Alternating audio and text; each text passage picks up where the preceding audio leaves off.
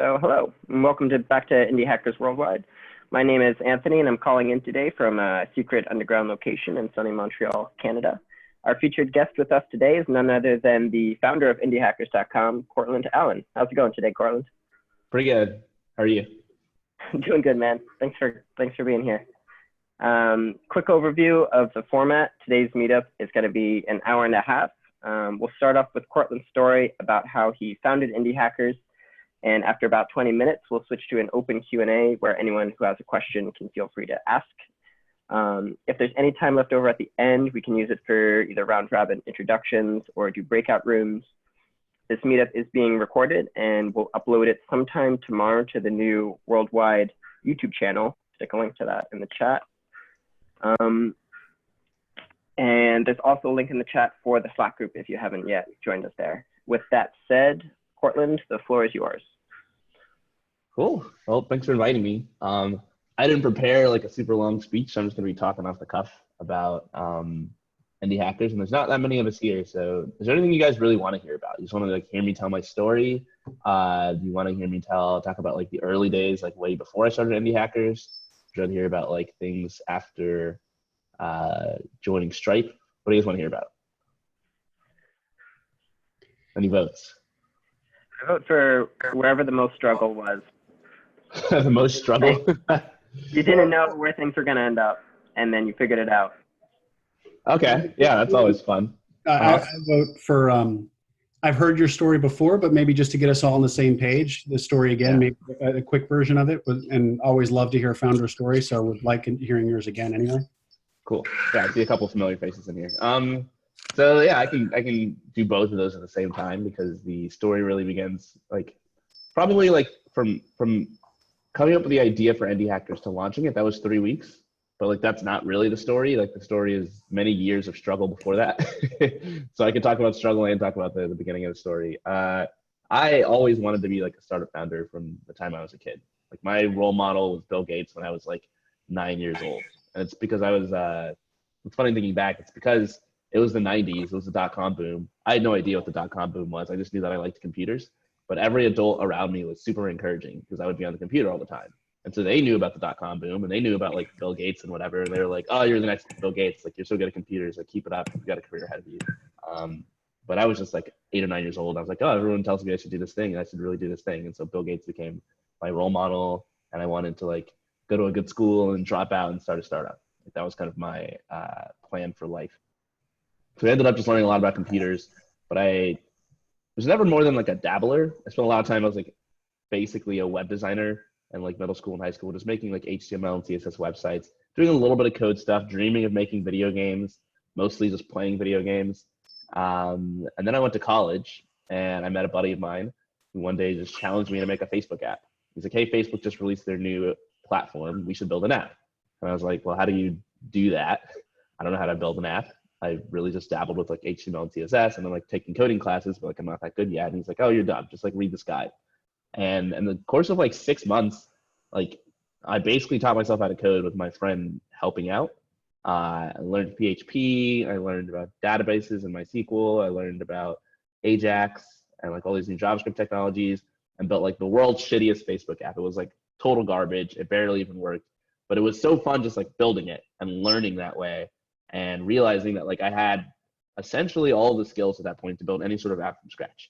And once I had sort of a clearer picture of like what I could do, because before that I think I was always kind of, if I wanted to ever start something, I would need a whole team of people. But after that I was like, I can kind of do the design, I can kind of do the back-end programming, I can kind of do the front-end programming, like a whole team. So I don't really need anyone. And I started reading about startups because I was like, well, I could start a startup now. I have all the skills required. I started reading a ton about Paul Graham. I started reading all of his essays about Y Combinator. This was like 2008. Back then, if you wanted to start something, like pretty much this is the only information online about how to get started. Paul Graham writing his essays, as I'm sure many of you have written. And a lot of the wisdom that he gave in those essays is still relevant today. So I applied to Y Combinator. I got rejected like 3 or 4 times. Eventually, I got in with an idea straight from Paul Graham's list, which was all about email. So he was very big on this concept that if you want to start a company, what you do is you start small. And you start with something that seems innocuous that people won't really suspect is going to be big, but you wedge yourself in somewhere that's crucial and then you expand. So the analogy he always gives is Microsoft started as an interpreter for the basic Altair. And everyone was like, what is that? Super technical, who cares about that? And eventually they used that position to sort of like land this amazing deal with IBM where they would provide all the software, like the rest is history. So he always thought that email was kind of a break. He's like, everybody uses email. Email is so huge, right? If we could build some sort of email application and grow to like all of the users of email, you could then get them off of that and onto your own app. And you can build like a huge startup. So this is like very pie in the sky, unicorn, build $1 billion startup vision. Who cares about how you make money? Just get as many people as possible. So I met a guy in Hacker News. We both liked email and we applied to YC. We got in finally after my third or fourth try. And we got to work. So we built this app called Fmail, or not Fmail, it's called Task Force. So Task Force is like my first like legitimate shot at a startup. I had a couple like failed attempts, but this one I was super excited about. We had a little bit of funding from YC. They gave us like $13,000. So we're like, okay, we can live on this if we scrounge in San Francisco. And it was just like a little widget that sat in your email. You could turn emails into tasks. So if I sent you an email, you could say, oh, Courtland sent me this email, let me turn it into a task. That's my task list. Then I would get a response email that would say, oh, hey, Anthony turned your email into a task, Courtland. And when you checked off that task, it would say, hey, Anthony completed your task. So it was meant to be viral. And it kind of was. Like we got several 100,000 users after we launched, and it was kind of cool, but it wasn't like rocket ship growth. And we talked to everybody in YC, they're like, oh, you need to go back to the drawing board, try this, try that. And it was all like, how do you get to millions and millions and millions of users and then do something cool with it? Eventually we got pretty frustrated because we weren't getting to millions and millions of users. And it felt pretty bad to be writing this app that lots of people liked, that had hundreds of thousands of people using it and feel like it was a failure. And luckily, this is like the summer of 2011, the Stripe beta came out. So I think it was like July 2011, we were considering quitting and Stripe's beta came out. And we were like, hey, why don't we just try charging for this? And everybody said we were stupid. They're like, you're making a Chrome extension that's a little widget that's like pretty buggy. Why would anyone ever pay you for this? And we're like, well, let's charge like $5 a month. So we just like send an email to everybody use the app. Hey, we're charging $5 a month if you want these pro features. So like a month making some features pro. And we made something like $3,000, $2,000 our very first weekend. Like instantaneously, a few hundred people signed up. And immediately we were like, wow, this is pretty cool. Like we could grow this. So we went to talk to the people at Y Combinator and they were just all like, nah, this isn't anything. $2,000, like what are you doing? This doesn't make any sense. Like you need to go big. And so this begins a period of my many years of struggle where I was trying to reconcile being an indie hacker and being someone who wanted to just build an app that made money with like being in San Francisco around all these investors who like you need to go big and anything that makes money basically can't go big, because the only examples of great startups at that time was like Airbnb, like not even Airbnb to be honest, it was like Twitter and Facebook. Like Airbnb makes a lot of money, but they came kind of later. Same with Uber, Stripe, Instacart, all the big unicorn startups now that like actually make money. Like back in the day, that wasn't fashionable. So we tried all sorts of things. We like ditched this app that was working. We're like, oh, it's too trivial, we'll never make billions of dollars. We need to make like some sort of bigger productivity suite. And so we spent like a year coding that. Didn't work at all, basically made the same amount of money and investors told us the same thing. I eventually quit working with my startup co-founder, went on my own path and started doing more indie hacker type things. But I kind of fell into these traps that like you hear people talking about on the podcast that I talk about on the forum. The big one for me was that as a developer, it just took me way too long to build stuff. I would build things and polish it for like 9 months at a time. And I built all sorts of different apps. So I went back to the drawing board and I resurrected this email app that I'd been building. I built this like sort of clone of Mint that was meant so you could like categorize transactions instantaneously. You get push notifications on your phone and keep your finances organized. I did all sorts of different things and I never really found success. And eventually after like 6 or 7 years playing the startup game, being pretty upset with myself for like having worked on so many things that didn't really succeed, like having gotten into Y Combinator but not really having anything to show for it, I just quit. I just became like a contractor and started working for other people because I just felt bad. I was like, I don't have very much money in my bank account. SF is getting continually more expensive. If I had just gotten a job at Google or something a long time ago, like I would be doing way better, right? And I would at least be able to save face and be like, oh, the only reason my startups haven't worked out is because I never tried, you know? But it's like, I've actually tried for a long time and I like want to keep trying and having a good time, but like what happens if this extends for like 10 years, another 20 years? You know, what if I keep building things and it doesn't work? I didn't really see any sort of light at the end of the tunnel. And so I just took some time off and I just contracted. And contracting is like super lucrative, especially if you're kind of a jack of all trades developer, because the jobs I took were jobs where people were like, hey, we need a designer and a front-end programmer and a back-end programmer. And I'm like, hey, I'll be all three, but you need to pay me at least like twice as much. And they're like, okay, we'll try it. And then I would just like work crazy hours and get paid a lot. So like after a year or so, I'd saved up like $100,000 basically. And I was like, well, I'm feeling re-energized. I've been working for other people, which is like not what I really want to do. I had a lot of freedom and energy because like I was a contractor. I was more like a consultant. I wasn't like an employee. And so I felt like I was hiring my clients, not that they were hiring me, but still it was too much. I didn't really want to work for anybody else.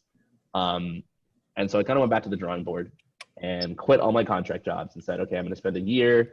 I've got a year of runway in San Francisco with these savings. I'm going to try to build something, but I'm going to completely disavow the high growth startup path. I'm going to be 100% based on being an indie hacker. And I was kind of inspired and emboldened because 6 years earlier when I tried that, no one was doing it. But this is like now 2016, and it seemed like it was kind of a common thing. Like people were trying to do this. There are tons of posts on Hacker News about people starting their businesses and sharing how much money they're making. And I was like, if I can make like $5,000 a month, like that's enough to pay for my rent, my food, insurance, etc. Then I can figure out whatever I want to do with my life. I can just like get to that milestone and I'll be fine. That was my goal for this year, to blow through my savings and just try to get there. And so I spent the first 6 months doing nothing. I spent the first 6 months coding like the world's crappiest apps that I never marketed, that I never launched. And I kind of saw myself falling into the same pattern where I'm like, oh, just like, you know, one more feature and then I think I'll be happy. I built like this task management application. And I was like, so like, I don't know, like I felt like it was so inadequate. So I was like, it's not as good as Asana, so nobody's ever going to use it. So I need to add this feature and that feature and this feature and that feature. I got to rewrite the entire code base because it's so bad. Like I need to redo it. And then at some point, I read a story. I can't remember exactly who it was, but I saw someone who started something, and in the span of like a month, they had already gotten to the point where they were making a few $1,000s in revenue. And I was like, all right, I should quit. I've been working on this app for so long. The fact of the matter is, like, how do you decide? It's like, is my idea wrong? Is my approach wrong? Or is it just I haven't put in the right amount of time? But seeing somebody else who started something and way less time than I did just blew right by me, convinced me that like my idea was a bad one. And I needed to go back to the drawing board and actually from the get-go be a little bit more mindful about my approach. And so I scrapped everything I'd been working on, which is pretty hard to do because I invested a lot of time and a lot of code into working on this thing that like maybe could have worked. And I just sat down and like wrote for the first time a validation checklist. Like I don't want to just jump into the first idea that excites me. What idea actually has legs? Like what have I learned from like the last, you know, many years about what works and what doesn't work? And most of it was just stuff about me. Like I don't do well with projects that require a lot of coding. I get sucked into the black hole of code and it takes forever. So I should only allow myself to work on an idea that's like minimally code intensive. I also don't like working on ideas that are like super, I don't know, esoteric that people don't understand. It's like de-energizing when I tell my friends that I'm working on and their eyes cross and they have no idea what I'm saying. So I want to work on something that's like pretty interesting. I want to work on something that doesn't need millions of users or any funding whatsoever, right? It needs to be able to be profitable within, you know, a few months of work period. It needs to be super quick. So I had this checklist of like, maybe it was like 9 or 10 things. And I was like, all right, now that I have this checklist of constraints, I have to come up with an idea. And I spent a few days just like scouring Hacker News, basically, trying to figure out basically what idea I should work on by reading stories that other people had read. So essentially, I would go to this, basically a thread in Hacker News, and I would read a ton of responses. And all these threads, you could still find them. They would just be people asking questions like, what's your one-person SaaS startup? Or what's your profitable, you know, business? And like all sorts of developers would chime in and say, oh, I built like a calendaring app and it makes me $100 a month or blah, blah, blah. And I would just like read all these stories looking for patterns and thinking, okay, if I discern enough like patterns by reading these ideas, I'll sort of like become better at generating ideas myself. And I'll figure out some way to like combine these ideas or mix and match them or do something that sort of hits all the items on my validation checklist. And so that was also kind of frustrating because if you're doing nothing but reading other people's ideas, like it was a full-time job for me. I didn't have a job. It was like wake up, read ideas, jot ideas down, go to bed, like 12 hours a day, just doing nothing but that. And so like after a few hours of doing that, you get pretty frustrated. After like 2 days of like all my ideas suck, I was like, I guess I'm never going to come up with a good idea. Then the third day I had kind of a few breakthroughs where I came up with a few ideas where I was like, this idea actually has legs. And I was definitely like brute forcing it, which is going against the advice to like, you know, let inspiration strike. I was like sitting down from the ground up, trying to craft ideas and like forcing this thing to happen. And so I started doubting whether or not that could actually work. but it did work, fortunately for me. I came with a few ideas that I thought would possibly be good, and Indie Hackers, pretty much in its current form, was one of those ideas. And so sort of breakdown of how that happened is that I was reading about Peter Levels creating Nomad List. He was like always in these different posts, and he would always share his story. And it was a very simple story that had like, I don't know, carried a lot of weight with people. People liked it. They always voted him to the top. And it was, hey, you know, I wanted to be a digital nomad, but it was really hard to travel. I put up a spreadsheet on Hacker News where people could come and add in different locations and different features of those locations to basically try to figure out where should digital nomads travel at what time of year. Everyone did it. It kind of caught fire. It was really huge. I realized that this idea had legs. So I turned the spreadsheet into a website and was kind of a list. Then I made the website even better. People started subscribing to my newsletter where I would update the website. Then from there, I got those people onto an internet forum where they were sort of like captured, because if it's just a list, people come back like once every year or two. But if it's like a community where people can talk to each other, then people will come back to talk to each other every day. And so that's how the traffic kind of grew. And then I use that traffic to find advertisers, and that's how I make my money. And I was like, I like that game plan. That makes a lot of sense.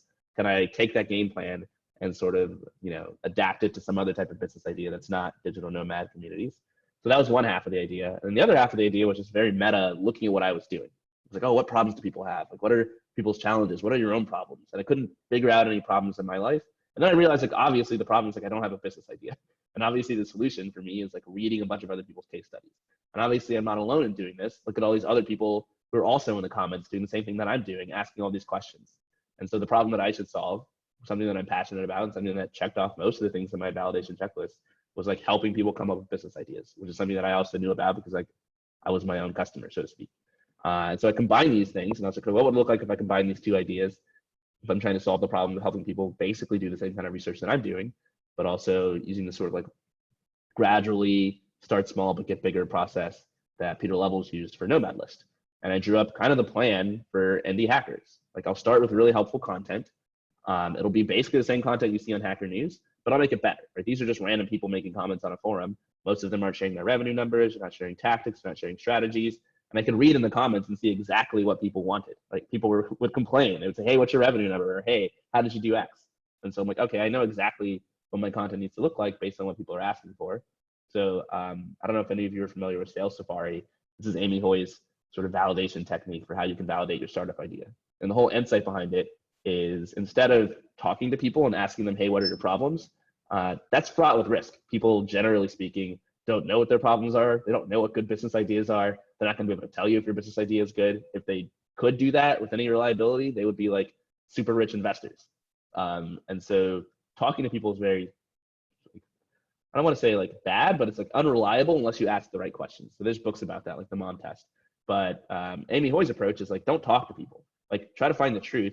Go look at what people are talking about on internet forums. Go observe other people talking to each other. She calls it Sales Safari because it's kind of like the analog is going on a safari and like watching the animals gather at their watering holes, right? You want to watch them in their natural environment. You don't want to like fuck with them, or like go to the zoo and like put them in an unnatural environment and probe them and stuff, because you're not going to get like a real interaction. And so I was sort of unwittingly doing that by looking at what people were saying on the forum. It was like the truth of what they actually wanted and what information they actually cared about, rather than me like talking to them and trying to construct truth artificially. So anyway, I decided the only way I could possibly get the content that checked all the boxes that these people wanted was if I did interviews. If I just invited people to write stuff, they would write all sorts of stuff like they're doing on the forum. But if I asked interview questions, then I could sort of guide people down a path and make sure they answer the right questions. So my plan was basically this, as I envisioned it: get a bunch of interviews on the website, launch those interviews on Hacker News, where I know people will like them because people in Hacker News already like this stuff. So why wouldn't they like my website, which is just a better version of what they've already done? Use that traffic to build up a mailing list. Use that mailing list as sort of repeat traffic. So when I do more interviews, I could basically send them out to the mailing list and get more traffic. Use that traffic to basically, number one, attract advertisers, and number two, build some sort of community forum. Because the mailing list might not be enough. People might get bored of it. They might unsubscribe. But if I build a community forum, then people can talk to each other. And then that's user-generated content. And I'm not having to make posts or interviews. Like, people are actually helping each other out. And it's like the most scalable thing that I could do. So that was like my like plan, which is directly ripped off from Nomad List plan. It was like to a T, the exact same plan that Peter Levels had followed. And it worked out almost exactly that way. So like the first few days was just like me coming up with a name for Indie Hackers. I put a lot of thought into that. I wanted it to be something that was memorable and also something that described the group as a whole, rather than I just read like a whole book on branding. Like how should you come up with the name? I was like, I'm only gonna make this decision once. I might as well put a day of thought into it. I spent some time coming up with a design. This is also part of the branding. I was like, I want the site to be something that stands out. There's so many other people who create these sites for entrepreneurs, but they all look the same. They're all like white. They all look the same. Like, I'm just gonna make my website dark blue for literally the sole reason that when people come to visit it, I want them to remember it. If you come to Indie Hackers twice, they'll be like, oh, I've been here before. Whereas if you go to someone's post on Medium, you don't even know who the author is because it looks like every other Medium post. So I had a bunch of stuff like that in the first 2 days of just like planning strategically, like what have I learned in the past 7 years and how can I bring that to bear in this idea? And then after that, it was like coding the website, which hilariously took me like 3 weeks to do. And it's a blog. Like people, like there's already blogging software. Like I could have just used WordPress or anything else, but it was kind of a testament to the fact that like I was right. I really suck at like controlling myself as a developer, and I will spend way too much time coding. And so it was good for me to pick this idea that was essentially a very non-code intensive idea. Otherwise, I could have spent a year doing it if I spent 3 weeks doing just a blog. And mostly just sending emails. Probably like half of every day was me sending emails to people who had shared their stories in Hacker News and asking them for more details. Like, hey, loved your story in that comment. Thought it was really cool how you did this. I'm starting a site to inspire more people to do the same thing that you did. Would you mind doing an interview with me, etc. Every email I sent was handcrafted. Another thing that I learned, like people don't like spam. Happens on the Indie Hackers forum all the time too. Like everyone kind of learns this lesson when they first start. Like you can't spam people. And so if you don't handcraft and hand tailor your emails, then people will just like spam you or mark you as spam and your emails won't go to anybody. So it took a ridiculous amount of time and my success rate was still pretty low. But like a lot of people responded. A lot of people were like, that's a really cool idea. I like the sound of it, but I don't want to share my revenue numbers, or I'll get back to you next year when my business is in a better situation. So that was a huge slog.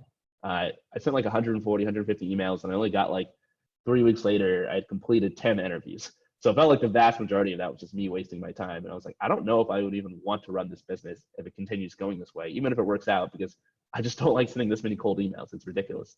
The cool thing was that by the time I had those 10 interviews up on the website, I had a kind of an audience where it was this audience of other people who were like me, who were indie hackers, who knew what I was doing and were like pretty supportive, even if they didn't do their own interview. And so before I launched, I was like, hey, everybody take a look at the website. Let me know what you think. And a lot of people were like, oh, this is cool. Oh, you know what? I said I didn't have time for an interview. Like, I want to be part of this. And so then I got even more interviews. But then when I launched on Hacker News, I emailed everybody as well and said like, hey, I'm going to launch tomorrow. Thank you so much for your help. And like, that's all I said. And so then the launch happened and almost everybody who had an interview on the site upvoted it. And so it hit the front page like super fast. Like I told them I was going to launch it. I posted it and like hit the front page in like 5 or 10 minutes. But that was only like maybe like 9 or 10 upvotes. But after that, like it just caught fire. People on Hacker News loved it. It was like number 1 or number 2 on Hacker News for like a full 24 hours. I got like 50,000 page views in like the first day and like another 50,000 page views the second day. The mailing list grew to like 1,000 people in that first week. Someone put it on Product Hunt. It got number 1 product of the week on Product Hunt. And it was like this huge thing where I was like, all right, finally, after many years of working on something and like not really succeeding, like seems like my plan is working. And like phase 1 is complete. Like I've got the traffic. I've like sort of validated that like phase 1 works. I've got the mailing list, that's working. So now I just have to make sure that I can do more interviews and get more traffic. And so the next 6 weeks was like me just doing more and more interviews, which are now way easier because people were actually sending me interview requests. Like, oh, this is cool. Can you interview me? So I wasn't even prospecting anymore. And then just sending out emails to my mailing list. And half of my emails in those early days would be like me sharing my story. Here's what I'm working on. Here's why I'm doing it. Here's what's next. And then the other half would be like, here's 5 new interviews that I did this week. It was crazy. I was doing like 5 or 6 interviews a week back then. I was doing nothing but interviewing and emailing people. And I'd watch my traffic. And it was pretty depressing actually, because the traffic was just going down. Because like if you come off of a high of like a huge launch, like there's no way your traffic's gonna go up from that. Like how could it possibly go up? But it still doesn't feel like a good thing. It feels like shit because you're like, oh man, I'm putting in so much work to this website and it's getting less and less popular every single week. So like for 6 weeks, I'm pretty sure every single week had less traffic than the week before. And I was like every week hoping that I would like hit some sort of a baseline where it would bottom out and stay that way because I had my email list. And it was sort of anxious about this because I knew I needed traffic to attract advertisers. Like this idea wasn't going to work if I didn't have enough traffic for people to pay for advertising. So I landed my first sponsor probably a couple weeks after launching, just someone who was a fan who didn't even care about the revenue. He was just like, here's $800. I love your site. put my company on your homepage for a little bit. So I did that. But after that, I was like not confident that I could really sell to sponsors. And I was just more obsessed with building traffic. So I tried everything. What ended up working is like super obvious in hindsight, which is that the place that first gave Indie Hackers traffic, Hacker News, also will allow me to get more traffic in the future. So I think one of my interviewees submitted their interview to Hacker News and it blew up. And I was like, oh, I should just submit all the interviews to Hacker News. And if they're good, then they'll blow up. And if they're not, they're not. And so that's what I did like the first 4 months. And reliably, like every other interview I submitted would hit the front page. Eventually, the moderators at Hacker News told me that I had to stop submitting so many times because they didn't want the site to just be Indie Hackers. And so they limit me to like 1 post per month. And that sticks today. Like even today, basically Indie Hackers is like an automatic penalty on it on Hacker News. And then if I want to submit my 1 post a month, I will email the Hacker News moderators and say, hey, this is my post. And then they will release the penalty for that 1 post. And if it does well, it does well without getting penalized. If it doesn't, then I get, that was my shot. So yeah, it worked out really well. Eventually the traffic was like good enough where I felt like I could attract advertisers in December of that year. So I launched in August. About 4 months later in December, I started really in earnest trying to attract advertisers and sponsors because I was running out of money. So I put up a sponsorship page on the website. I started emailing people who I knew had companies and asking if they would sponsor. I would put blurbs in the newsletter like, this is an empty spot, your ad could go here. And I started getting lots of indie hackers who would say, oh yeah, I want to try to grow my business, let me advertise, because that's who I was talking to. And it turned out like indie hackers were the worst customers for me because like none of us make very much money or have very much money. And so like people really were super worried about how their ads were going to perform. Like I would sell somebody an ad slot for $200 and they would email me every single day asking how many clicks they got, we tweaked the ad, et cetera, et cetera. And I got to the point where advertising was taking up like half of my time every week. Like I wasn't even able to do new interviews. I wasn't able to make the forum better. I wasn't able to really get the podcast off the ground because I spent so much time on ads. I ended up talking to someone else I knew who had like a successful advertising run business. And he's like, no, you're doing it all wrong. Like you have to go up market. Like you need to be emailing companies like Stripe, right? You need to be emailing like TopTal, like companies that have like a ton of venture funding with more money than they know what to do with. And they're trying new ways to grow, and contact them and get them to advertise. And I was like, well, that's never going to work because like, who am I, right? They don't know who I am. I don't know how to do sales. But at the same time, like having done all these interviews for indie hackers, I kind of recognized that there's truth there because like the people that I was interviewing, like they seemed to succeed when they did the same thing and targeted bigger customers, charged more money, and focused on sales. So I started doing that and it worked beautifully. I would just send cold emails to people like, hey, so-and-so at MailChimp, I run the site called Indie Hackers. Here's why it would be great for you guys. Let me know if you're interested. I'd love to share more. And I kept them all short, like 3 or 4 sentences. I had way more I wanted to say, but like people don't read emails if you send them a long, giant email. And it turned out that most of these people were happy to talk to me. It was pretty much their job description to buy ads for their companies because they were all like in the marketing department. And so I ended up landing ad deals that were just like $1,000 for 2 weeks, $3,000 for a month of email newsletter ads. And it got like significantly easier and was way better. And I think my revenue in December was something like $1,000. But in January it was like $2,000. In February it was like $4,000. And in March it was like on track to be like $8,000 or $9,000. So it was like consistently doubling. And I finally had like hit the promised land. That was also the point where Patrick Collison from Stripe emailed me and basically said that he wanted to acquire Indie Hackers. So that was just like a random email out of the blue that wasn't on my radar at all. And the subject line was literally acquire Indie Hackers. And he was like, hey, would you ever be open to this? And so for pretty much all of March, I just talked to him about basically what it would look like if Indie Hackers became part of Stripe. And we worked through that deal. It's a lot of negotiation, a lot of lawyers, a lot of paperwork, but it was relatively painless compared to what I thought it might be. And at the end of March, first week of April, I like officially got a desk at Stripe, and we announced that Indie Hackers is now part of Stripe. I shut down all the ads, and that was 2.5 years ago. So Indie Hackers has now been part of Stripe for much longer than it was ever independent. It was only independent for like 9 or 10 months. And things have been great. Like I run the site doing cool stuff like this, working with people like Anthony, who's run all sorts of cool meetups. And we're still doing interviews. The forum has gotten a lot bigger, a lot livelier. We got a lot of new cool features like groups and milestones and more stuff planned for the future. We're doing something like 60 meetups every month, and that number has been growing. And really the vision for the site at this point is just to make it like the biggest, most lively community of founders like yourselves helping each other out. So like my charter at Stripe is just like, how do you make the website better? Like what can you do to make it like easier for people to use, to make it better, to make it more impactful, more influential, and also how do you make it bigger? So there's like no revenue involved. Ironically, it's like I've kind of become a high growth startup again, rather than being an indie hacker business. But it's not so bad because at least I don't have investors. It's just sort of owned. So anyway, that's my story. That's how I got to where I am. Obviously, I skipped over a lot of stuff. Obviously, a lot of you have probably heard a lot of parts of that before. That's all I got. Awesome. Thanks for sharing, Courtland. Definitely identifying hard with a lot of points in that story.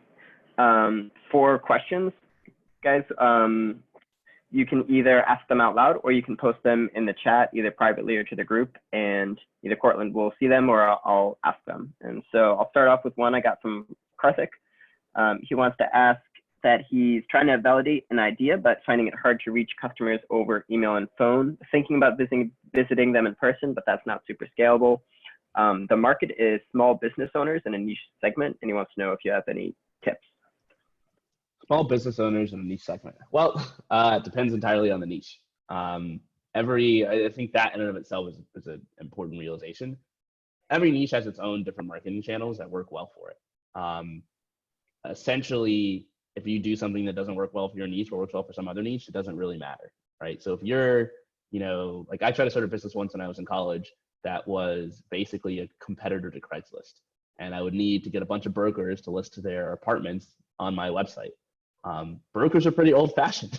They don't really browse the internet. They're not on Hacker News. They don't do a lot of Google searches. Like what I ended up doing was walking around Boston on foot, talking to brokers by knocking on their door and going to their offices where they were super comfortable, and then bringing out my laptop and showing them. And so like, I don't think that's actually always a bad idea. It really depends on your niche. Patrick McKenzie, sometimes better known as Patio 11, did the same thing. He had a business called Appointment Reminder. He needed to basically sell this to people who made appointments, professionals. So that was doctors, lawyers, dentists, also an old-fashioned group of people. He tried lots of things. The thing that worked best was him literally going door to door and talking to them and showing them what he was working on. So yeah, I wouldn't count that out, but it really depends on your niche. Like if you're dealing with software engineers, like software engineers are super tech savvy. We don't necessarily have offices that you can knock on our doors. If we're your niche, then your niche, like you should probably be targeting us on like SEO because we do a lot of Google searches because we're very familiar with that kind of stuff. If you're targeting small business owners, it really depends like what kind of small business owners they are. But like I would try to figure out like where they congregate, like where do those small business owners go to talk to each other, and like how do they basically find out about new things? They're probably using some sort of tools or businesses or websites or something that's common between them. Like how do they adopt those things? And so if I were you, I would just do some learning. If you're having trouble growing, it probably just means you don't understand the distribution channels that your target market favors. So just like talk to them however you can. Just talk to a few of them and ask them like, hey, what are you using for your business? What do you pay for? How did you hear about that? Where did that come from? Right? And they'll all tell you stories. You don't get to see sort of patterns, but oh, here's how I heard about it. And it might be something like word of mouth. Every year at the so-and-so convention, we all get together and then that's where we talk to each other about what's going on, right? Or it might be some other mechanism. Maybe they all listen to this particular radio show or this type of podcast, or they read this type of book. Maybe they only get their information from the Journal of Medical Science, and that's how they decide they're going to use. So I think it depends entirely on your niche. And the best way to figure that out is by talking to people. The thing that I think most early founders do wrong is they're afraid of sales because most of us are software engineers and we don't like talking to people. We just want to build something and have it just show up. But if you do the sales, like you're actually trying to sell people and stuff early on, even if that's not a viable way for you to grow your business in the long term, it's really good upfront because it's educational and you'll learn all sorts of stuff. And so it really just comes down to asking the right questions and making sure you talk to people. But if you're doing the sales and talking to people, even if it's in person, which is super inefficient at first, you'll learn like a ridiculous amount because like you say things and people respond, right? And then you get to respond to their response. You get to ask questions. They can ask you questions. If you just put up a website and people don't like it, you have no idea why, right? They just click away and you see that they bounced, but you have no idea like how to make things better. You're just guessing.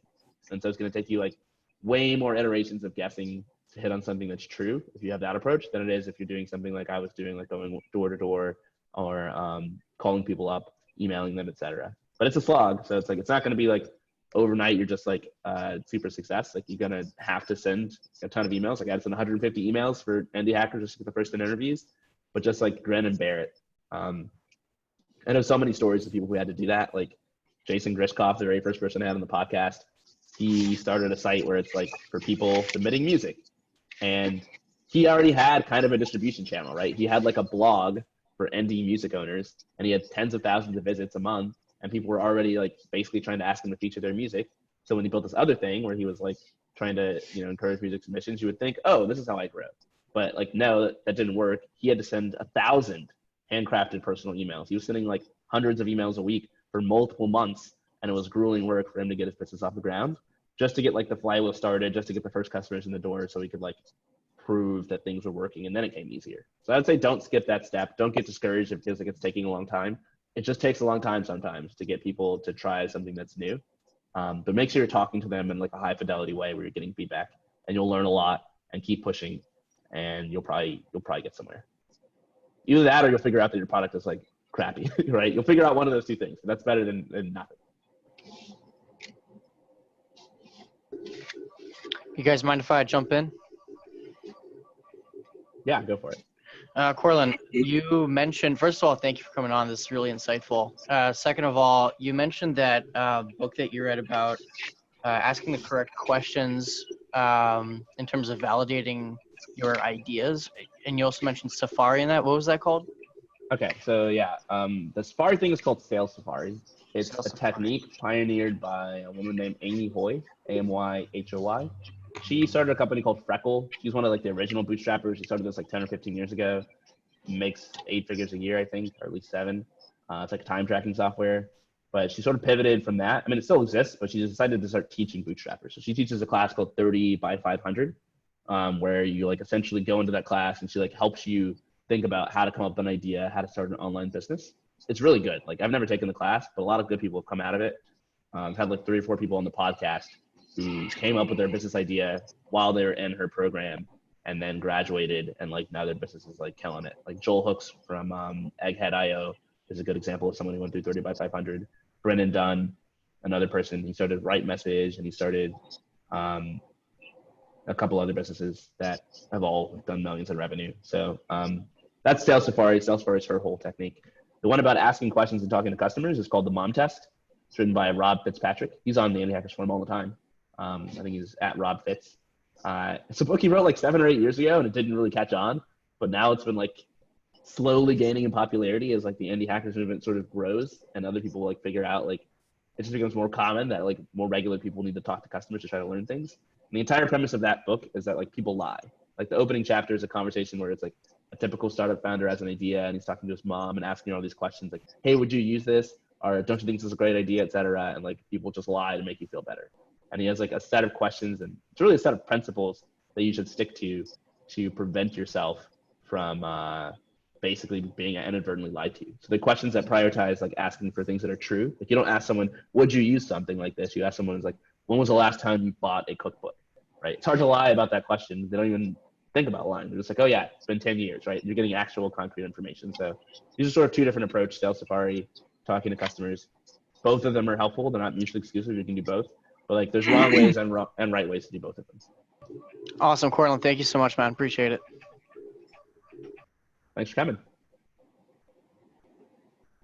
And so I had a question specifically about the podcast. I think you like clearly do a lot of research into each of those episodes. And so I'm interested, like, as you're kind of going through the process of interviewing people, how much do you try to kind of like create an overarching like story or like an arc versus just kind of like trying to ask the most interesting questions? Yeah, it's a combination. And to be honest, like I don't have it figured out. Early on, I thought a lot about creating an overarching story. And then I had a couple of interviews where it was just like, I realized that it's just hard to do in a conversation because you don't know how the other person's going to respond. And so you might ask a question thinking it's going to be a first in a series of 10 questions about a person's story, and they'll just like give you their entire story, and then you're out of questions.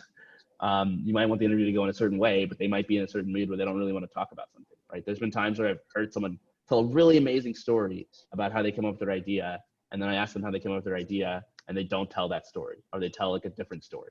And I think as time has gone on, I've just sort of learned to give up control. Like you're not going to be able to necessarily control exactly what someone says. You can't necessarily plan out exactly what kind of story they're going to tell unless you plan with them in advance. It just sounds unnatural, and it's not how at least my podcast works. The alternative approach is I guess you could have a super heavily edited podcast, interview somebody. Like I met a guy who interviewed It took him 3 months to put out a 30-minute podcast episode. And this is his entire show. And the show has like millions of listeners. It's a big show. But they will literally interview dozens and dozens and dozens of people for hours each, stitch them all together and create a narrative. If you're doing that, you can create a narrative. I think for the most part nowadays, I kind of think of an episode as themes. So it's like, okay, what's interesting about this person? There might be 3 or 4 broad themes that I think are unique to their personality or unique to their story or that people should learn about. And let me come with questions around those themes. So it kind of seems like the questions are connected and not just like random scattershot questions.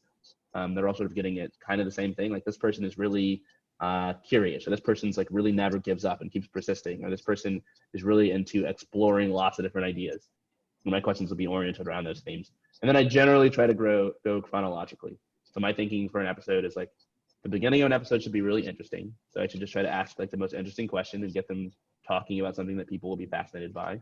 But then beyond that, like a narrative is just captivating. Like something about hearing a series of events related in chronological order that just appeals to like the human brain for whatever reason. So like I'll try to go back to the beginning of their story, which I don't think you really care about at first unless you've heard something interesting that they've done. That's why I don't start there. But after doing something interesting, we'll go to the beginning of their story and sort of ask them how they got started. And then naturally they'll end up kind of telling the story and my questions will kind of flow and hopefully we'll get somewhere. But it's not super strict. Like I've never been able to successfully have like a very detailed plan for how an episode goes and it goes that exact way. And then have you kind of done anything specific around growth of the podcast, or that has kind of just like come through the overall Indie Hackers platform? Yeah, it's like I started the podcast 4 months after when did I reach the podcast? The podcast came out in February of 2017. Indie Hackers was August of 2016. So it was like 5 months basically after the website launched. By that time, I already had a mailing list. I already had the community going. That was a good kickstart. The early days of the podcast, like I can probably pull up a graph right now and show you what the podcast growth looks like. Give me one sec. The early days, it wasn't getting like a crazy number of downloads, but it has like steadily grown. And I haven't done anything super specific to try to grow it. Like I'm not like a strategic podcast growth guy. The best thing that I've done for the podcast is basically just be consistent. Let's see. Tell me if you can see my screen. Yep. Yeah, so this is the podcast growth. Every dot here is a different day. The numbers represent the number of unique downloads. You can see the very beginning, I was getting something like 500 or 600 downloads a day, and it just consistently went up. The good thing about podcasts is that people subscribe to them. So unlike like if you like start a blog, by default, no one really has to subscribe to your blog. They might read your post, might get a lot of traffic, but then they go away and you never see them again, unless you capture them on like an email list or some sort of like, social channel like Twitter where they follow you. Podcasts are generally consumed through podcast players. People subscribe. So if you put out good episodes and people like it enough to subscribe, then they'll get notified of future episodes. And so you're not only reaching new people, but you're kind of bringing along these older people. So you have like pretty good retention as far as content is concerned. Most content on the web has really bad retention. And so you can see it just kind of grows naturally without me doing anything to promote it, just because like the previous subscribers don't really churn. There's some huge dips here where it was like, oh, it's going so high, and then it stopped. Mostly that's like a result of me either not releasing episodes, so we don't see these spikes as where it goes inconsistent, or there's some places like this where there's like a little gap between these spikes, and that's because there's just like I missed an episode. And every time I miss an episode, you can see like this baseline download numbers kind of suffer. Whereas if I'm being consistent, like it happened this year, you can see the baseline download numbers like go up, and that's what matters. Like the little peaks at the top are misleading. Those fluctuate depending on how popular the guest is, how good that particular episode was, how much I wanted to share on Twitter, etc. But like the baseline minimum downloads, even on off days, like watching that grow is what matters. And for me, the only thing that's been good about that has been consistency and I would say quality. Podcasting is an area where it's like you've got a lot of competition. Unless you have some sort of super niche, unique show, there's probably lots of other people who have a similar show to you. And at the end of the day, when you have a lot of competition, you generally don't grow unless you're significantly better than a lot of your competition for whatever reason. Because you probably grow through word of mouth. And people are not going to tell their friend about like the 5th best podcast that they listen to. They're going to tell them about their favorite podcast. And so for me, like I put a lot of effort into coming up with good questions, to try to having good guests. I edit my episodes to make them like flow more smoothly afterwards. A lot of people don't do that. They release a podcast and it's kind of crappy and they're like, oh, that's good enough. and it doesn't grow because no one's recommending it because it's not that good. Even within the Indie Hackers podcast, like there are some episodes where it's like probably a good third of the episodes I'm like, that wasn't that great. And then like probably another third I'm like, that was an amazing episode, and another third I'm just like, But like there's some outlier episodes that are like, I'm like, that was one of the best episodes I've ever done, and the growth numbers for those episodes reflect that. Like I did an episode with my friend Lynn Tai. We recorded it like sitting right here. She's one of my good friends and has been for 13 years, and people could really tell. And she had a really great story too. She's pretty much unheard of. She doesn't have a big Twitter following. She didn't share it with a ton of people. Her episode has gotten like, I think the second most number of downloads of any episode of all time. It grew like a rocket ship. It might be first now. And that's just because it was a good episode. So like podcasts grow through word of mouth. Word of mouth is fueled by quality. The only way to have quality with the podcast is to be a good host and put in the time to prepare really good episodes, in my opinion. And like, that's hard. There's no shortcut besides just like a lot of time put into it. There probably are some growth hacks, but I've talked to a lot of podcasters and we always ask each other this question, and I've never heard a satisfying answer for a good podcast growth hack. Cool. Thanks so much. Courtland, I got a question for you. By the way, thank you for doing Indie Hackers. Like, it's an awesome community. I've been just really, really enjoying all the content. So awesome work. You've seen now like so many different businesses, so many different business models. And I'm curious, do you have an opinion on which business models you like? Yes. And of course, like this, it depends or whatever, but just for you and kind of for an indie hackerish audience, like, cause you're basically a publisher. I mean, that's kind of your business model. And then you've got marketplaces and e-commerce and SaaS and all these. So not a particular business, but a model that after you've had this incredible 30,000 foot view of all these different ideas, do any patterns emerge of something that really grabs you as appealing as a model? It depends. No, I won't say it depends.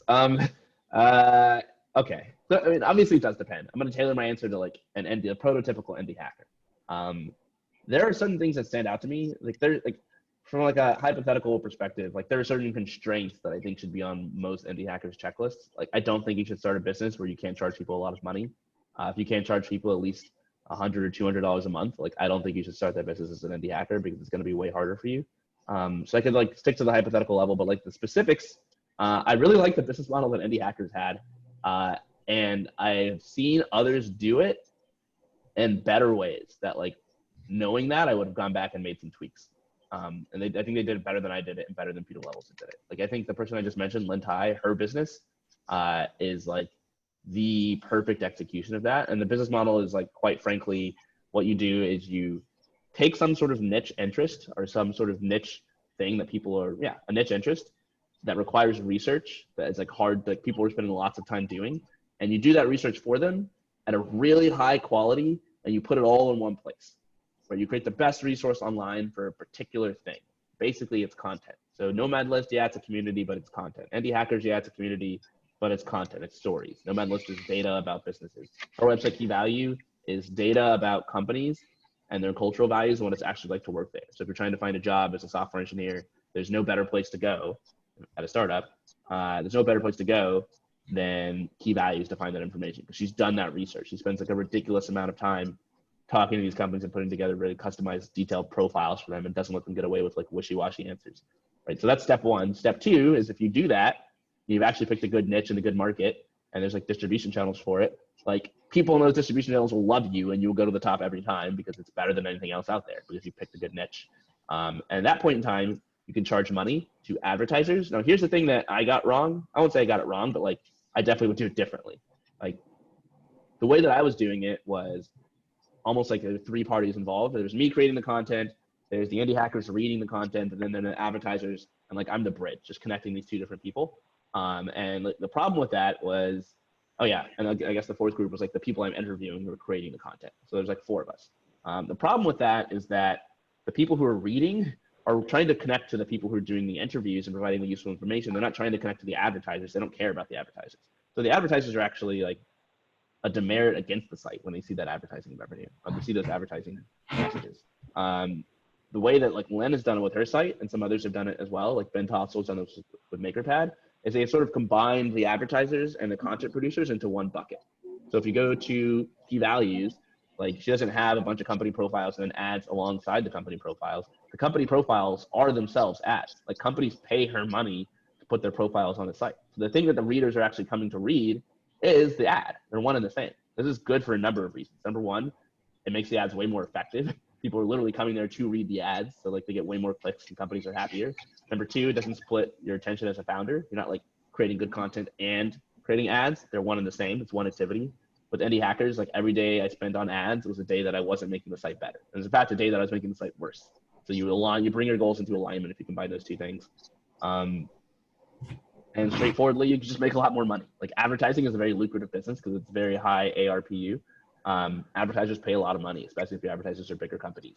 So Ben Tossel with MakingPad, I think he grew like 30K a month in revenue in like 6 months because he's charging advertisers like $5,000 each to put a profile on his site.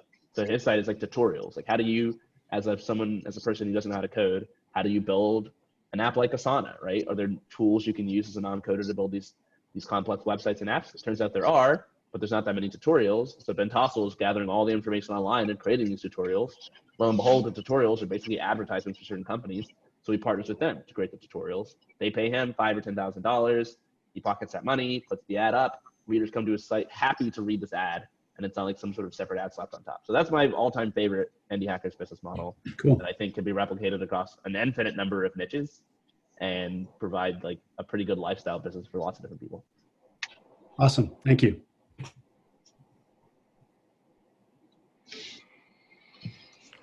Hey, Courtland. This is Alex. I had a quick question. So if you know you want to be an indie hacker, is YC still valuable? Like, what is your experience there? Yes. So good experience here. I keep bringing her up, Lintai. She went through YC. She started her business, Key Values, went through YC.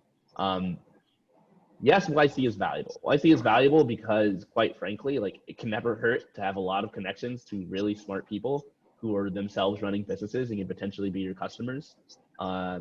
Because they give you enough money to really help you out as an indie hacker. Like they'll give you $150,000 or something, which is enough that as like a solo founder, or maybe even like a pair of co-founders, you can survive for a couple of years and get your business off the ground. They don't take that much equity, and the energy is just really good. Like you go to YC and you're working in a cohort in the same room as all these other people with all these mentors. Like there's no way you do that and you don't work really hard and you get some good mentorship too. So I think like one of the hardest things to do as an indie hacker is just to not quit. It's really easy to quit. Like things don't go well. You're spending your own money. No one really knows you're working on this. You don't have good mentorship. You don't know if you're doing the right things or the wrong things. Like you quit, right? And that's what kills your business. YC makes it very hard to quit because you have all these things pointing in the same direction that help you out. There are caveats. Number one, if you're like sure that you want to be an indie hacker, YC will test your faith. YC will push you as hard as possible to, at the end of YC, go to demo day and raise money from investors and try to go big and try to go hard. And the advice that all the partners are going to give you is for how you can become a $1 billion unicorn company. And they're not going to want to hear you talk about how you want to just like get to profitability or anything like that. They're going to want to see you go hard. This is the problem that Lynn had when she was in YC. Ultimately, at the end of the day, it's your business. No one can force you to do anything, right? You're an adult, you own it. Just because they put in some money doesn't give them like the ability to tell you what to do. They're not taking a board seat. So you can do whatever you want. Lynn didn't go to demo day. She didn't raise money, but it was hard because like all the meetings she had with the partners, she was constantly having to defend herself and her position. The vast majority of people there are doing it the other way. And it's really easy to sort of get swept up into that peer pressure and like end up raising money. I talked to Austin Allred. He created Lambda School, super popular company. He was an indie hacker, browsing indie hackers for like 6 or 7 months before he created that business. Like that's what he wanted to do. He was like, he'd raised money from investors before and been bitten by that process, didn't like it, started Lambda School, it was going well, then like kind of like got into YC and was still convinced he's not going to raise money. And like the partners did exactly what I'm telling you. Like they sat down and like tried to convince him to raise money, badgered him about raising money. Eventually they did convince him to raise money and he's raised a ton of money and now he's on that path. I think he's happy about it. Like he's made peace with it, but like that's what's going to happen if you go to YC. That's what basically their incentive is as investors. They need you to be worth a ton of money for them to make a return on their investment. So like, don't go into YC without expecting to be badgered about that. And like probably like their success rate is a lot higher than their failure rate of convincing you to go down that path. Cool. Thank you. Kefa in the chat asks, You recommend solving personal problems, but what are the downsides if you do decide to tackle an established market that you don't have personal experience in, but you notice a gap you can solve for? Yeah, this is one of those pieces of advice that, like, I don't know, it can go either way, you know? There's no, like, there are upsides to solving your own problem, right? If you solve your own problem, that means you're going to understand the problem a lot better. And if you understand the problem a lot better, then, like, you can kind of save work. Like, you don't have to talk to as many customers to get an idea. You don't have to, like, browse as many forums, etc. There's a huge downside to solving your own problem, which is that, like, it's good to talk to customers. It's good to browse forums and read what people are saying. It's good to learn how to do that research. And if you get too comfortable solving your own problem, then it's really easy to use as an excuse to just, like, believe in your own intuition and to assume that everybody's exactly like you and that you have the perfect vision. When the reality is that, like, even if you're solving your own problem, it's very often the case that, like, you're off. Like, then the hackers are solving my own problem. I wanted to come up with business ideas, but, like, it wasn't my idea that every interview should have revenue numbers. Like, that was from things that people on Hacker News were saying and complaining about. Like, I never would have thought about that. So it's not good enough just to solve your own problem. Like, you also need to talk to people, and that's something that always has to happen if you want to have, like, a really good product that matches with what other people want. For entering a crowded market, I think, like, so the other side, like, the other draw of, like, I guess the other side of the spectrum of solving your own problem is, like, being opportunistic. Like, okay, I've seen a gap in the market. I think I can exploit this gap. There's, like, some sort of way I can wedge my business into this, like, you know, this hole and create this arbitrage opportunity, or, like, you know, fill this thing that no one else is doing. I am, like, I'm increasingly against doing that. And I'll tell you why. I think that represents kind of a scarcity mentality. Specifically scarcity with regard to ideas. Like, the only reason to do that is if you believe that you can't also come up with an idea that's something that you're genuinely interested in, that is in a space that you like and enjoy, that also is similarly, like, promising. If you think that's really hard to do, then of course you're going to look for all these opportunistic ideas that are in spaces that you don't enjoy. But here's the thing, like, I think the space of good ideas is infinite. I think no matter what you're interested in, there's, like, an infinite number of really good ideas there that, like, you could find with a little bit of work. I think it's worth it to brute force ideas and to sit down and to really work through them and just be frustrated at coming up with bad ideas until you get a good one. But I think it's not worth it to opportunistically come up with an idea for a business in a market or an industry that you don't understand and that you don't even really like, and then have to learn all about it. And then, like, worst case scenario, your business fails. But then best case scenario, like, you build a successful business and lock yourself into working on something that you don't care about for many years and you're not even that happy. And, like, you end up in this, like, very predictable situation where, like, you just want to quit your own business years down the road. Even though it seems exciting to you now, it's, like, no longer exciting once, like, you've gotten used to it. So I would say, like, have some constraints, like, have your own, like, validation checklist, and, like, your constraints should basically to include, like, you only working on things that you're genuinely interested in. Like, there can be things that you don't know about, you know, like, I'm interested in fiction and storytelling, and I don't know a lot about it. I've never been an author. And so if I went into that industry, I'd have to learn a lot, but at least I'd be interested in it. So I wouldn't say, like, you should limit yourself to things you know about, but, like, definitely limit yourself to things that you're genuinely interested in, and don't chase opportunistic gaps in the market that you don't care about. Like, there's got to be ideas in the spaces that you're interested in. So just constrain yourself to that. Don't even consider looking outside of that, and you'll find something good eventually.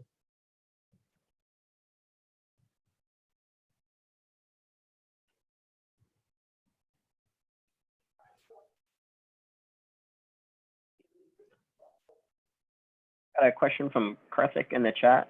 He wants to know about market validation, whether there's other channels besides emails, phone calls that are worth it, specifically ads like Google or Facebook. Yeah, ads work. In fact, ads are kind of like the most tried and true way to validate your idea. And I've interviewed, like, dozens of people who validated their idea with ads. So the podcast that just came out this Monday is with Justin Mayers. He tried, like, something like 24 ideas in the span of a year. And the best one was an idea where he was basically spending $5 a day on Google ads for it, and it was making $100 to $150 a day, selling basically a product that did not exist through Google ads. And this product was, like, bone broth, basically, because he's on the keto diet and he's a very healthy eater, and he hated making his own bone broth, and he figured other people might want the same, so he put up an ad for it, and telling people about it, and that told him it was a good idea, and it ended up being a good idea. And he does make all of his revenue basically from advertising. Until he, like, sort of acquires customers. So, like, ads are a totally good user acquisition test. I would say that one thing that people don't realize is that when you're validating your idea, like I could talk about this for so long. The short version of it is like you don't want to validate your idea by testing a distribution channel that's different than the channel that you would ultimately use to grow. Like if you're using ads to test your business to see if it's going to work, then like you should also think that like ads are the way that your business is going to grow indefinitely. Like if you're doing cold emails to reach people, you should also think that cold emails are what's going to help you grow indefinitely. If you're doing something that like is completely mismatched, then you're probably going to run into issues down the road where this channel stops working for you. And that's not the worst thing in the world. Like eventually almost every growth channel stops working. That's kind of like the dirty secret of growth channels. Like you eventually hit the point of diminishing returns. You're getting on the front page of Hacker News too often and the mods cut you off, right? You've saturated Facebook or Google with your ads and now your ad rates are going up. You have to find a different channel. And like that happens to almost everybody. You know, you've covered all the store shelves in Whole Foods. It happens to almost every business. But you want that to last as long as possible. And so I would make sure you try to test the best ad channel for what you think your long-term growth is going to be. And I would also say that like you can't, you know, sort of a corollary to this is you can't get discouraged if like you try a particular channel to validate an idea and that channel doesn't work, if there's other channels that might work. So I've seen people put up like ads for something and the ads don't get a lot of clicks. I'm like, oh, this idea is a bad idea. But like someone else is working on that exact same idea and like they're making millions of dollars. So it's obviously not a bad idea. Like your test just didn't work either because you tested the wrong channel, most likely. Like maybe you should have just tested it by using cold emails, right? Maybe that was just the best thing. You didn't need to get fancy, or because your landing page really sucked. The other thing I would say for validating ideas is like, I kind of want to like draw a picture. Hold on 1 second. The short version of it is that like an idea is not just a product idea. So a lot of times someone will like make a landing page and it'll explain like a product and they'll be like, oh, this is my idea. But in my opinion, like you've got like 4 different things. Like you've got your product. That's one part of your business, but it's like a small part of your business. And if you come up with an idea for a product, like that is not a business idea. That's just a product idea. You've also got like your market. So who is buying this? Like, what do they care about? What are they like? Where do they live? How savvy are they? You know, do you know about them? What alternatives do they use? Like the market, basically. Like, is this a growing market? Is it a shrinking market? Like that's another sort of pillar besides the product. Everyone kind of knows about those two. There's also distribution channels. So it's like kind of the third pillar. It's like a third wheel. This is like, how do you reach that market? It doesn't really matter if there's a market of people if you don't have a way to get to them. And then like fourth would be like your sort of pricing. All 4 of these need to work together. Like they all need to work in concert. And a business idea is something that encapsulates all 4 of these things together. And it kind of sounds like a lot, but it's actually not that many things. It's just 4 things. And so like the thing I want to draw is like my sort of mental model, which I didn't realize until like a few months ago. Like this is how I envision it in my head. And I've never seen anyone else sort of like describe it this way, but I just look at it as almost like 4 wheels on a car. And you've got like your product wheel and your market wheel and your channels wheel and your pricing wheel. And they're all connected, right? So product market fit, like does your product fit your market? Like that's that kind of axle. Like market channel fit, right? Do you like the channel that you like? If the channel you like is Hacker News because you're really good at Hacker News and you really understand like how to get on Hacker News, does the market who's going to buy your product also hang out on Hacker News? If they don't, like you've got a situation that you have to resolve. Like pricing channel fit, like does the pricing of your product allow you to reach that channel? Like if your channel is sales, that means you have to hire salespeople. Salespeople are expensive. If you're selling your product for $5 a month, like it doesn't work, right? And then product pricing fit, which is like, can you profitably build your product for the price that you're charging? So all these wheels are connected. And the reason why it's useful to look at it as like wheels on a car is because a lot of people will like put all of their effort into one wheel. Like my product is just so good. It's amazing. You know, it's just an excellent market. But like you need all 4 wheels. If you have like 3 amazing wheels and like one of them's flat, like your car's not going anywhere. It's better to have 4 mediocre wheels than it is to have like 1 really good wheel. And so like you could torture this metaphor if you want. Like this whole thing is like a car, and then like the execution layer is like you sitting on top driving. Like how good are you at driving the car? It's kind of how I look at it. But like execution versus idea. Execution is you driving this car, but like the idea is like you have all 4 of these components working. And if these components are not in harmony, your business idea is going to be crappy. And it doesn't matter how good of an executor you are, you're not going to be able to have a good business idea.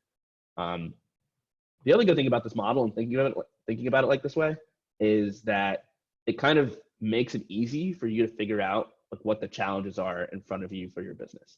And so if you're like, man, my product is like really high quality, I've got an amazing designer and developer, and we tested it with users and they like find it so easy to use, and like the market is really good, it's like growing and getting bigger, and the people there are like really like have a specific pain point, and the product market fit is good, like my product solves that pain point, but like, the distribution channel is like the wheel that's flat, like, to spend most of your time on the distribution channel, and you don't have to spend your time tweaking your product. And a lot of times people who don't have this model, who like the only thing in their mind is product, like they'll be like, oh, I'm not growing, my numbers aren't going up, I need to add more features to my product, I need to make the product better, et cetera, et cetera. Like I've seen people enter that death spiral for years, where they're just adding more features and making their product better. And it turns out like your product is good, you just haven't hit on a good distribution channel yet. Like, or your product is like good and your distribution channel is good, but like, you're getting to the top of Hacker News every day, but like no one's converting because like the market isn't really there. And so you need to like work on that part of your business. So I would say like think about those 4 things in concert, and always be asking yourself like, do they fit together really well? Is the price right for your market? Is like the product right for this channel, et cetera? And just make like little incremental tweaks. And probably the biggest thing you can do is just look at others. Like generally speaking, you're probably not the only person with your business idea unless you're super niche. And so you can see what channels are working for them. Like what kind of market is working for them? Like what kind of pricing is working for them? The more niche you are, the more novel you are, the fewer examples you will have. And then the last thing I'll say on this is like every one of these wheels of your business has competition. So like there's going to be competition for your market. There's going to be competition for your product. There's going to be competition for these channels. There's going to be competition for the pricing. And like your business is going to have to stand out like somehow. Like it has to have some give somewhere. So like if you're entering a place where like the market is really crowded, there's tons of competitors, and the channels are really crowded, like everyone's already bidding up all the ads on Google for this, and the pricing is really competitive, like everyone is like charging very little, then like the only place where you can stand out is product. Like you have to have a killer product in that situation, otherwise you're not going to get recommended. So someone earlier talked about the podcast, just like growing a podcast. The podcast is a good example of a business I would analyze like that, where it's like market saturated, tons of podcasts, channels are saturated, tons of podcast players, no real way to get your thing promoted to the top of those channels, super competitive. Pricing is competitive, it's all free. Like the only possible give with the podcast is the quality of the product. Like you have to make your podcast better. It's really hard to find a better distribution channel than the ones that already exist. Whereas with Justin Mayers' company, we had the Kettle and Fire, the bone broth company, he was sort of iterating on like a bunch of different fronts. And so like he had like channel innovation. Like he was one of the first people to start using Instagram influencers to recommend his product. So we just got all these health food influencers. This is like 5 or 6 years ago when Instagram was like super new, and he had like no competition in the distribution channel space. So even if you had like a kind of a crappy product, or like even if the market wasn't growing that well, or even if his pricing was really expensive, like he was super competitive in the channel. And so he was like way better, and he could have like built a successful business, even though he did have a good product and all the other stuff. So I would say like, look at all your different wheels of your startup car and figure out like, okay, which one of these wheels like are really competitive and which ones are not. And the ones that are not competitive are the ones where you have to like stand out, but you have to stand out in at least one of them. Sorry, that was a very long-winded answer, but I've been wanting to like communicate this idea, and you guys are like my guinea pigs for communicating it. I've never heard of it that way, and that's incredibly useful because there's always, like you said, the talk about product market fit, and here it's relating everything, where it's like, how are you going to get customers to the door, and are they going to be willing to pay for this problem that you're solving? So yeah, thank you, Courtland. That was awesome. Yeah, product market fit's not enough. Like there's so many people who have like a really good product for a really good market, but it's like they just can't grow because they can't afford the Facebook ads, they can't find the channel. So like I'll say one more thing about it too. Generally, if you're coming up with a business idea, like you can look at this thing before you write a line of code, before you build anything. Like with indie hackers, I was thinking about this in the beginning, not as well formulated because I kind of came up with this sort of analogy later on. But like one of the things on my validation checklist was like, I suck at marketing, I suck at growth. Everything I've ever done, I feel like I built a pretty good product. I've got that thing down. Like I could stand out on the product side, but I really suck at like distributing it. So like I refuse to allow myself to build anything unless I already know the distribution channel. And so the reason I was excited about that particular idea is because I already knew the distribution channel would be Hacker News. And I was already comfortable with Hacker News because I spent so much time there that I can kind of know with some reasonable degree of certainty that it's possible for me to get to the top of it. And then I think once you start with like the hard parts of your business, like what's hard for you? Like, is it the market? Like you don't know like how to find people. Like the market's hard for a lot of people. A lot of people have a product and you're like, who's it for? They're like, everyone. And it's like, okay, so you don't know who your market is, right? Whereas you ask me who Indie Hackers is for, I'm like, for developers who want to start side projects or profitable businesses. You know, it's like a very specific group. So like if market's hard for you or the channel's hard for you or whatever's hard for you, start there, try to get that figured out, like in theory, and then always like work backwards from there to do the other things. And so like if you already like if you're good at product, like don't start with the product, start with the market, figure out what the market wants, and then use that to determine what kind of product you build. And that'll make the market thing way easier because your product will be like specifically tailored to that market. I think a lot of people just like start with the product no matter what, and then they try to like shove their product into like the hole where like so whatever distribution channel or whatever market, it doesn't fit because they didn't craft their product from the ground up to fit. So you got to figure out the hard parts first, and then work backwards to do the parts that are easier for you. Could I jump in with another question since we're talking about distribution? Yeah. So one thing I feel like I've listened to so many of the interviews, but I don't feel like I hear talked about, and it seems very like a really powerful lever is like kind of becoming an influencer, for lack of a better way to put it. But like you, Courtland, like you're actually a great use case because from what I understand, you have a twin brother that's also working on this on Indie Hackers. But like you're the face of it. You're this like known entity now within the community. And there's a lot of, you can create your own distribution channel, like whatever you want to do next, assuming it's somehow adjacent or within the same space. You can just start it and people are going to be interested in what Courtland's doing. And so like you're kind of your own, when you have a soapbox or an audience or a list or whatever, like you can become your own distribution channel in some ways. That's why celebrities can like start a business and like flip a switch and then all of a sudden they have customers. Now, obviously, most of your community, most of the Indie Hackers community doesn't have anything like that. But can you speak to like whether or not, am I overstating it, or how do you see it, given that you've gone from anonymous to kind of this, you have a personal brand now? Yeah. So the top of the car that I didn't really talk about as much. I just talked about the 4 wheels, but it's like it's you sitting on this car driving these 4 wheels, whatever. That's the execution level. There's also like you might have heard like founder, product fit. Like how much do you fit in with particular things? So you could imagine like a line connecting you to each of those 4 wheels. Like how much do you like this product? How much do you like this market and the customers in it? How much do you like these distribution channels? For me personally, like I don't like trying to be an influencer. I like sitting around in my apartment, writing code and hanging out with my friends. A lot of people love it. Like that's their favorite thing. They just want to be a public figure. They want to go to speaking gigs and give talks all the time and be on TV. And like, that's their favorite thing too. So I think there's like a kind of a founder channel fit line going on there where like you have to like what you're doing, but it's a totally valid way to grow your business. We don't talk about it in terms of being an influencer as much in sort of the indie hackers niche. We mostly use the phrase like build your audience, build an audience, like create a following around what you're doing, but it's mostly like becoming an influencer, right? Like get more Twitter followers, build an email list, do something where people like actually care about who you are and what you're up to, and then you can take them with you to other places. So there are people who like a couple podcast episodes I'd maybe recommend listening to. Like Peter Levels does a really good job at this. So does Wes Boss, and so does Adam Wagon. Like they're all really good at building audiences for themselves and becoming like sort of brand names on Twitter. And like the way that they do that, Ben Orenstein's also a good one from Tuple. The way that they do that is like there's a pretty straightforward formula, which is like been articulated by Patio 11. Be helpful on the internet. The way that you build an audience around yourself, especially like in the modern day, is you just like give helpful things to people. That's incredibly rare. Most people don't have anything to offer, or they do have something to offer, but they don't know how to put it out, or they do know how to put it out, but they don't want to. They just sort of greedily hoard it.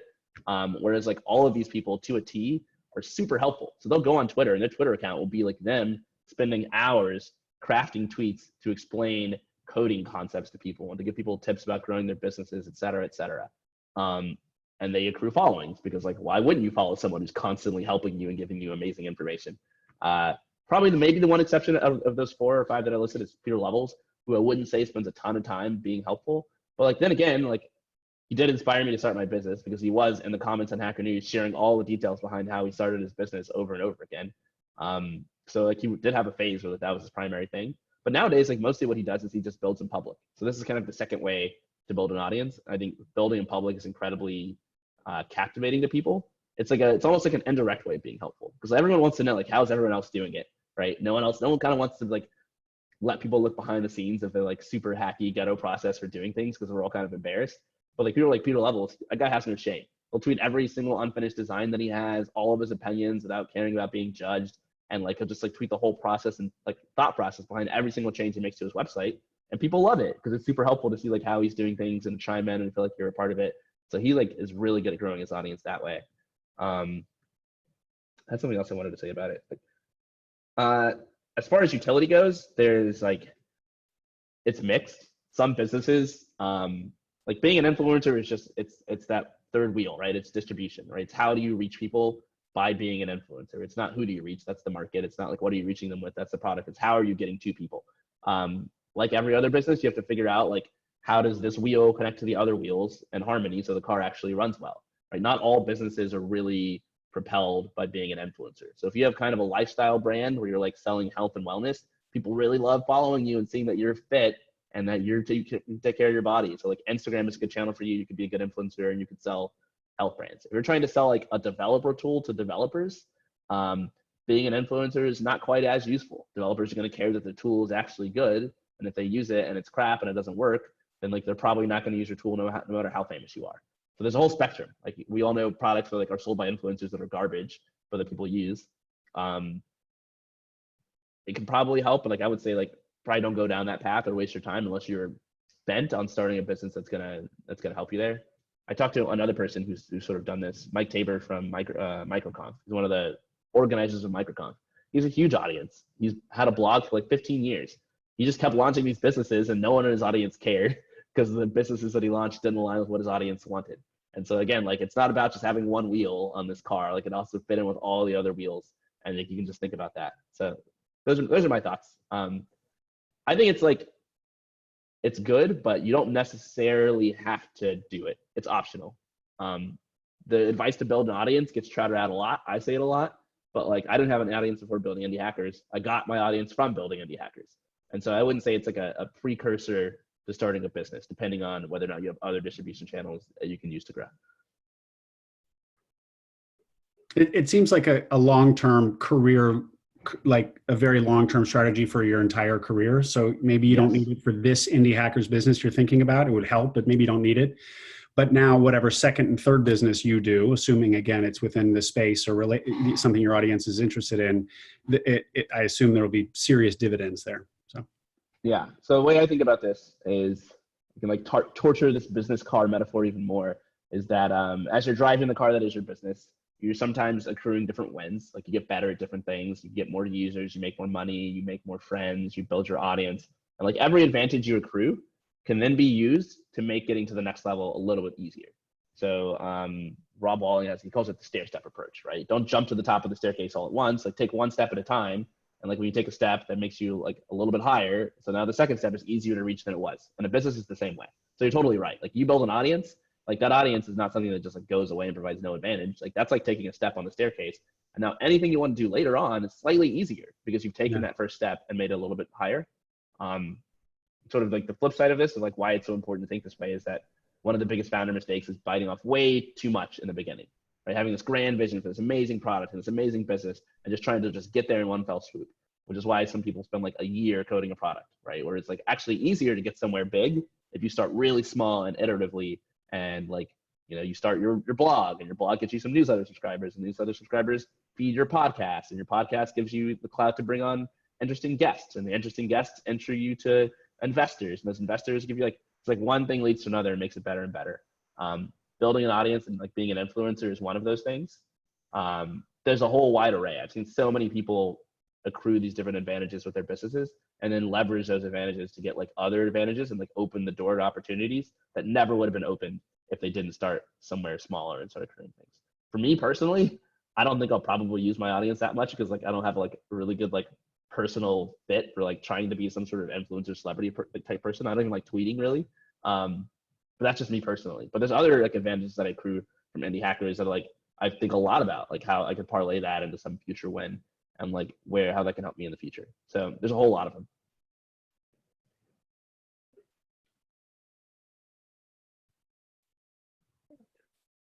We got time for one last question if anybody wants to jump in. I guess I could go. You mentioned about these Google ads that people have been utilizing to validate their idea. And I feel like I'm just doing this wrong because every time I go on to try these ad channels, I hear these stories about people spending $5 a day. But every time I look at these keywords, they're all charging between, you know, almost like $5 per click. So how are, yes, you know, people going about this? So this is what I was talking about earlier, which is like channel decay. Almost every growth strategy stops working over time. This is why it's bad to copy like a business idea that you've seen people writing about for like 10 years, because it's probably really saturated now. And competition like kills businesses. Like if you read the book 0 to 1 by Peter Thiel, he talks about it. It's kind of a book dedicated to like high growth startups, but applies to literally everyone. The idea is always the same. It's even this little sort of like car analogy that I've been drawing, where like if there's too much competition on 3 of the wheels, you have to be stand out on another wheel. There's just a lot of competition for ads. And if you're looking at places where like people are spending like hundreds of dollars to reach a customer and it's saturated with all these like competitors, that's probably not a very good market for you to enter, because the distribution channel is really competitive. Or you just have to suck it up and like pay that much money and innovate in some other way. So those people who are able to do that profitably, it's because they have some, like one of the other wheels on their car is like super competitive and they're winning that way, right? Maybe their product is like super good, or maybe they have a ton of like, maybe their pricing doesn't matter because they have a ton of VC funding, so they can like charge low and compete on pricing. Or, you know, maybe their market is better because they have like some sort of like lock on a particular niche that you don't see behind the scenes. This is like not a new phenomenon. Like if you hear people talk about Google ads in the early days, like one of my first podcast guests was David Hauser, who started Grasshopper, which is like one of these old school SaaS companies from like 2000. And back then, advertising was something like 1 cent per click. And that was like a reliable thing. Like people who were super early to the search engine ads back in the day were buying millions of users for like pennies. And like they built huge businesses as a result of that. Like MailChimp got huge because it was like early to a particular distribution channel that now has been like kind of permanently closed off for people who don't find some sort of like other advantage, like a really specific niche, like bone broth to people on the keto diet, because the keto diet is a new trend. And so it's not saturated, right? So I think you have to have like some sort of niche, some sort of new thing.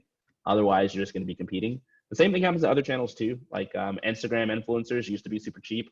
Now you want to advertise with influencers, like the gig's up. It's been going on for like 5-6 years now. Like influencers are super expensive just to get like a kind of a crappy influencer. So like a huge part of innovating with distribution channels, I think that's the place where you want to innovate, is like you have to be really early to a new distribution channel, which means you have to really spend a lot of time keeping your ear to the ground. You're like, oh, I hear about TikTok. TikTok's big. People are adopting this. Is that a potentially new distribution channel, et cetera?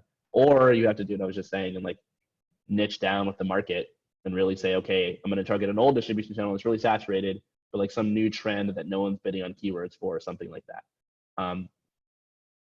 Final thing I'll say is like your question was about validating an idea. Like it really depends like what part of your idea you're trying to validate. Again, like you're trying to validate like that the product is a good one. In that case, who cares how much the keyword cost in Google? Just spend the money and see if people like your product, right? You're trying to validate like that the market is who you think the market is. In that case, again, like who cares about the pricing? Put the thing on Google, like eat the cost, and then like survey the people who click through and figure out like, are these the people who I hypothesized they would be? They have the same cares and concerns that like I thought they would, right? But if you're trying to validate the distribution channel is something you can reach profitably, then yeah, if it's super expensive, then that's not going to work for you. And like the vast majority of all business ideas like don't work. Like all different configurations of product, market, channel, and pricing, like for every million, you know, of those configurations, like only one of them is a good business idea. So most smoke tests you put up on Google are not going to work.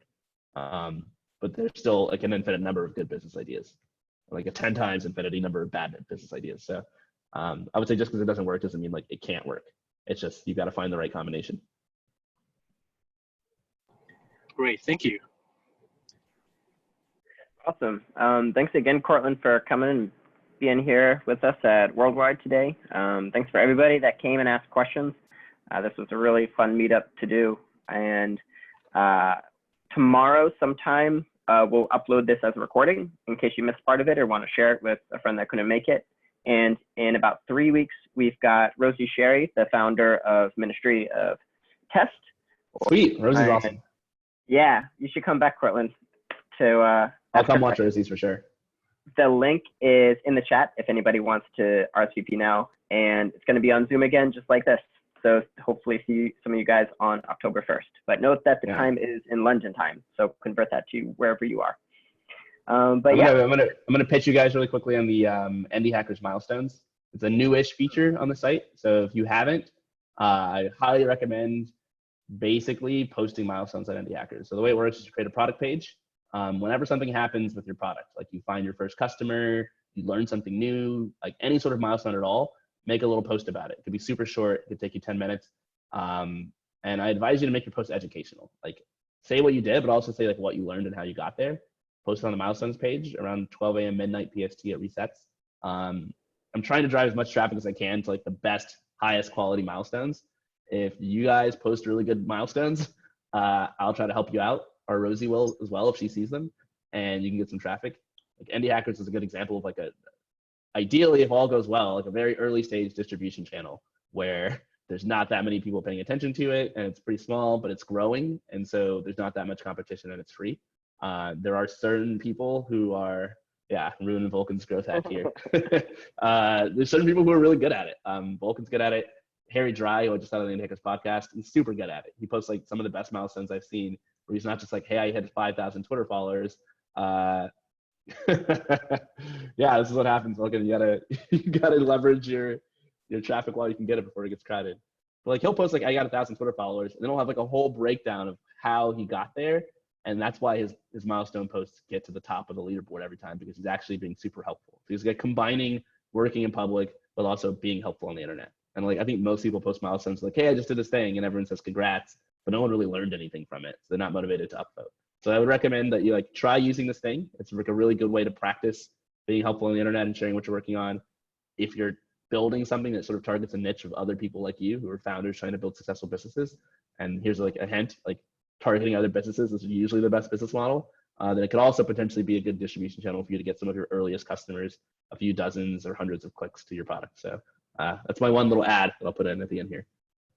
Awesome. Yeah, if anyone's somehow here but not yet on indiehackers.com, go check that out as well. And if you're watching this on YouTube, maybe you haven't heard of it, so link in the description. Awesome. Yeah, thanks everybody for being here. Thank you so much, Courtland, and have a great whatever time of day it is where you are. All right. Thanks, everybody. All right. Thank you.